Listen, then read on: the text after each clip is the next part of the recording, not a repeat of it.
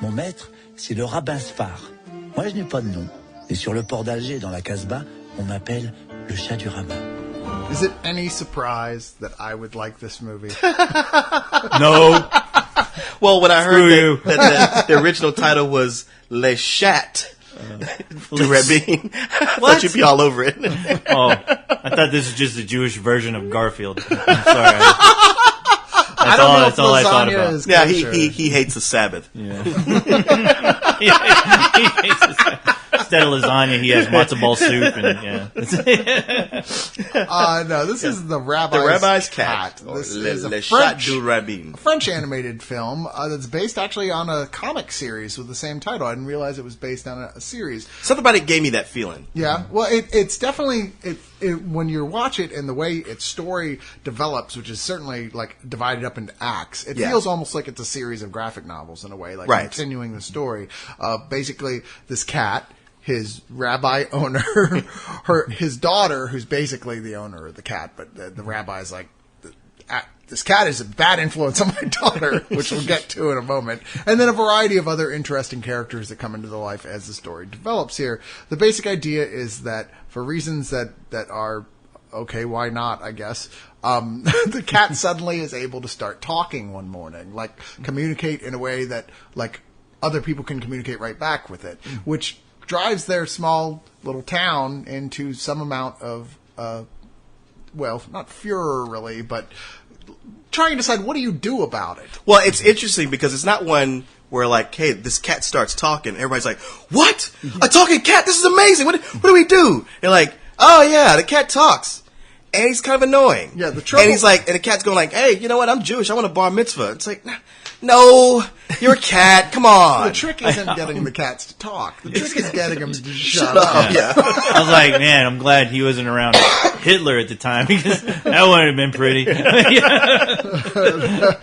yeah, it's interesting. They take the act of this cat suddenly being able to talk, and it's less like, oh my god, a talking cat, and more, what are the religious implications in Judaism of this cat being able to talk? And not in a really super serious way. Right. I mean, this is for laughs. It's playful, but it's thought-provoking. Yeah, exactly. It's not afraid to actually ask real questions in this situation. It even questions religion itself. Yeah, my favorite one is like, what the hell was going on? That was one of my favorite questions. Yeah. All right, so everybody who's been listening are like, man, yeah, it's great. You guys are such great friends. You agree on everything. Blah, blah, blah, how boring it is. Well, now we've come to a movie that we disagree on. Yeah, we do, in fact, disagree. Yeah, we do. But, I mean, I'm not about to take a shit on the whole Jewish thing and their ability to make bad animated movies. I'm sure they have this and 8 Crazy Nights under their belt. No, wait, oh, that's your boy Adam Sandler. I was going to say, and even this movie. I'm pretty sure the Jewish community has rejected it. Hey, look, his rabbi made him do that goddamn movie, all right? And even this movie is French. Well, that's the thing, yeah. This movie made me realize, like, how you can be a French Jew, a Russian Jew, a crazy Jew, Indian Crazy Jew? Yeah. That's not a place. Right? Ethiopian Jew. Yeah, I mean, there are aspects of this movie that I found really interesting, thought-provoking, especially, a movie with a talking cat that can make me think, wow, Garfield never did that. But like I said, I'm glad that you are saying that it came from a comic book, a series of comics, because that's what it felt like. It felt like a bunch of different issues not really dealing with a solid plot point. Like, it seemed like it was kind of strung together for me. And that's why I felt like I was, as soon as I was on board with just the idea of a cat talking to its rabbi, and that cat deciding, look, I want to be a Jew, so let me, show me what I need to do to be a Jew. I was like, okay, this I'm on board with. But then, after the 30-minute mark, it goes into something else. Well, yeah, and you're not wrong. Yeah, no, and that's the thing. You say that, I was like, okay, I see where you're coming from. Mm-hmm. I know for me, back when I used to read Heavy Metal magazine, it turned me on to a lot of European comics, because I got to where I favored the stories that weren't about science fiction, that were just more that European flavor. I was like, wow, this is so different than what I'm used to. Mm-hmm. So for me, watching this animated movie, it took me back to that. And they would do that. Some of it could be stream of consciousness and just show you some things like, hey, you never think about this. I'm glad you brought up Heavy Metal, though, because the other cool thing about the movie is I thought that the female chick, I thought she was hot as hell. She was hot. And I want her to take off her shirt. Perhaps underage. I want her to get naked and just like pull out her sword and ride that cat to go find she was Judaism. 16. Yeah, but she looked 15. Was she? No, she looked like she was 30. I'm sorry. But I mean, yeah, I was at the point of desperation with this film that I was like, please get that chick naked because she's gorgeous. Get her and Jasmine in the scene. Isn't the chick from Aladdin hanging out somewhere? I mean, come on, get them together and let's have a real movie already, please. No, I understand that this is not your cup of tea for the reasons you listed, and that it's not a linear type of story. It kind of jumps from one thing to the next. But true enough, it doesn't not work because of that for me. I thought like it's telling a series of stories, and it kind of brings one chapter to a close and starts on the next one. And as it develops, it kind of part of the Jewish tradition is to like argue endlessly about things, quite frankly, and not in a bad way. Like to go, oh well, I mean, not everything is necessarily, depending on what groups we're talking about here, writ in stone. So you can argue about even the deepest parts of your religion down to the tiniest little detail back and forth. And this film was kind of like an exploration of some people who aren't afraid to explore ideas within their own religion. To the death. Exactly. They go on an adventure with a guy who's in Islam. Guy, Muslim. A Muslim, yeah. Sorry, I don't know what the hell's wrong with my mouth today.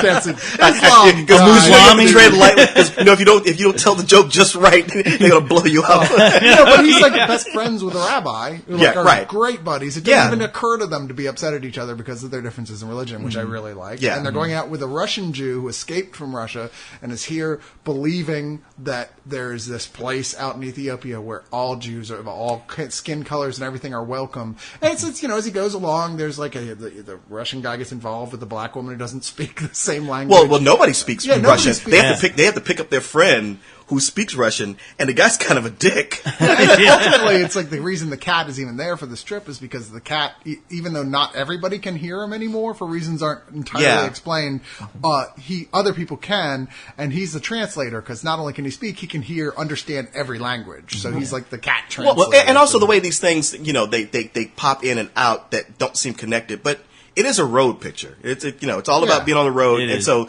these movies are that way. It's like okay, we go from one adventure to the next, and there's a loose connection that all lead to something. And they're all about like ultimately the deeper points the film's trying to get about socialization of these different groups together and philosophy. Yeah. There's a really interesting whole sequence where they meet a tribe of nomadic Arabs.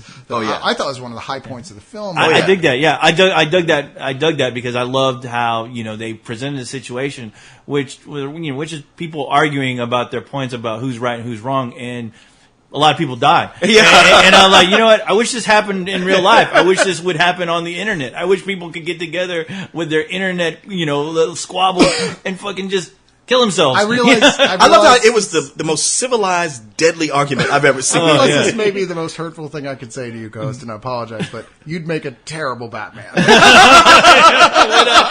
Are you sure about that? Yeah, you keep breaking his one rule. Yeah, maybe Azrael Batman.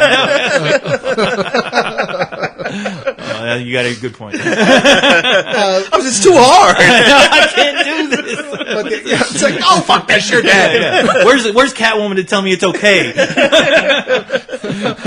Shatwoman. But one of the things we haven't even really talked about is this unusual animation style here, which is very Fleischman-esque. It's got like this very classic look to it, like the earliest days of animation, but yet still done with an interesting, like sketchy, hand-drawn type of style overlaying on top of that, as well as like a lot of people compared this to Persepolis. You can't not, to a certain extent. Yeah, I suppose so. I did. Persepolis is so much more stylized. Well, not in style of the animation so much, but in style of the storytelling. I thought there was a certain amount. Maybe of I thought it was more in tune with like the Pink Panther, the cartoon. Yeah. Where they have those like the only thing that matters is the only thing that mattered was making sure that the character that that was talking looked representable, but the background could just be about anything. It could be like a bunch of squiggly lines, and I dug that. I even liked it when now I'm hearing in my theme the Pink Panther theme in klezmer. Because that's what I was thinking the whole time. Either that or when the Looney Tunes cartoons took that shit kind of route. Oh, when they start making them for TV and when they made it for a lot TV, of shortcuts and you can really tell. But it did work for this. I mean, that was one of the appealing things about it, because reading the description about what this movie was about, like a talking cat hanging out with a rabbi, I don't know if I give a shit. And when it was a cartoon, I'm like, okay, I'm in. That's the thing. I didn't really read the description, but I was just like, the rabbi's cat. All right, let's go ahead and watch this. As soon as the animation popped up, I was like, hot dog! I know. I was hoping that cat, though, would wear like one of them hats with the pigtails hanging down. Yeah. Oh my god! I wanted that. I'm sure you're going to be in trouble for that. I don't even know. I've given up figuring out. That's what they wear. I've given up figuring out what I'm supposed to not say and what I'm supposed to. It's okay to say. Who says a Jew doesn't have a sense of humor? It's all in fun. Hey, Jews invented comedy, right? If you tell us that what we said was offensive, we might apologize. I still laugh at the Seinfeld episode where his dentist converted. He's like, I think he just converted for the jokes. Yeah. That's a great point. And while the animation was not as good, it did take me back to The Illusionist. Where I was like, man, I remember how much I love seeing this traditional animation style, because, we get Pixar'd out these days. Everything is that. And even, it's nice to get animation, but there's so much stop motion animation, but there's so much of that lately. But just having like an old style traditional animated cartoon. It even so had its original look. This doesn't really look exactly like anything else out there. No, it doesn't. It very much has its own thing. And I like that, it was seeing somebody take a certain style for the animation, especially when it isn't, to that ridiculous Pixar level. I mean, for me, I'm like, okay, this will really let me know if the story is either working or not, because I don't have the animation to distract me to kind of just like give me a free pass. I mean, this movie had that along with the subtitles, where once again we're into the world of the subtitles. Where I'm like, maybe I should like this movie a lot more because it has subtitles, but there's times when, I'm glad I had a screener, because like there are times where this story, like we've said, it jumps into other stories. So I kept thinking I was missing something, because as the more this went along, for some reason I felt like the ending felt super rushed. Like they were really trying to get to the point of what they were going, because some of it felt so meandering that I was wondering, maybe the filmmakers are thinking, okay, we need to get to the point of what this story really is about. Yet, I don't know, it just didn't click for me. It really didn't. And that was me like rewinding, wondering if I missed something to make the rest of the story cohesive for me. I hear what you're saying, because I think there was a couple parts where I had to do that too. I rewound to go like, wait, did I miss something? And then when I watched it again, I was like, okay, I see where the flow was. It just was not apparent the first time coming through. It's definitely jumpy. There's no question about that. I think that ultimately that added to my entertainment value on some level, because you don't really see stuff like that. It was unusual the way they did it. And it didn't lose me. It just sometimes made you go, what was that part about? And you had to think about it, but then there's no time to, because it's already moved to the next part. Like at one point, there's a joke on Tintin that just comes and goes. Have a grown-up Tintin. That was pretty funny. I was expecting to see Tintin fuck his dog at some point. I was like, I guess these guys aren't fans. Jews aren't fans of Tintin. Or fucking animals. Yeah. Just saying. Pretty sure that's unclean no matter what culture. Oh, that's normal. You see that on the internet every day. That's right. Come on, get over it. Yeah, come on. Who's not doing that these days? Didn't we do that in one of our animations recently? I'm sure there'll be some point when Corey's not in town, he'll have us do that. Right? I can almost guarantee at some point in the history of the animations on Spill, I've fucked an animal. Yeah. So it seems. Hey, Corey fucked a vacuum cleaner. I'm sure at some point he'll be fucking his cat. But I did really enjoy this overall. I mean, it does have problems. It's not a perfect film, but they're saying it's a likely contender this year for one of the nominees for Best Foreign or Best Animated Feature. Okay. Because like last year, there were 2 foreign films, both of which, by the way, are absolutely incredible. A Cat in Paris and what the hell is that? Chico and Rita. Which is Chico a cat?